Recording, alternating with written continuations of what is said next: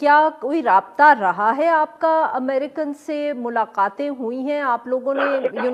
یہ جو ایک پرسیپشن بن گیا ہے پبلک کہ پاکستان تحریک انصاف ناراض ہے یا اس کے تعلقات امریکہ سے ٹھیک نہیں ہے، آپ نے اس کو فکس کرنے کی کوشش کی ہے بیہائنڈ دا سینز؟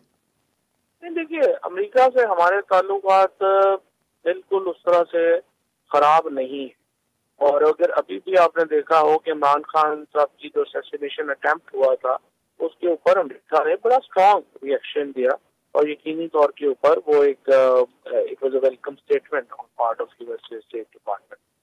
لیکن یہاں پہ خفیہ ملاقاتوں کا تو ایشو ہی نہیں ہے۔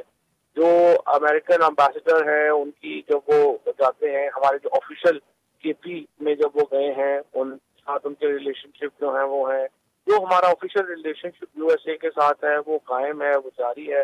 ہمارے جو لوگ ہیں، اگر امریکن امبیسی میں کوئی فنکشن ہوگا وہ ان کو بلائیں گے، وہ ضرور جائیں گے۔ تو یہ کوئی ہماری انیموسٹی نہیں ہے اس طرح کی، لیکن یہ ضرور ہے کہ ہم چاہتے ہیں کہ پالیسی لیول کے اوپر امریکہ ہمیں ڈکٹیٹ نہ کرے۔ یہ نہیں ہو سکتا کہ ہم امریکہ سے پوچھ کے روس سے تیل لیں، ہم امریکہ سے پوچھ کے ان کا وزٹ کریں، ہم امریکہ سے پوچھ کے چائنا کے ساتھ تعلقات بنائیں۔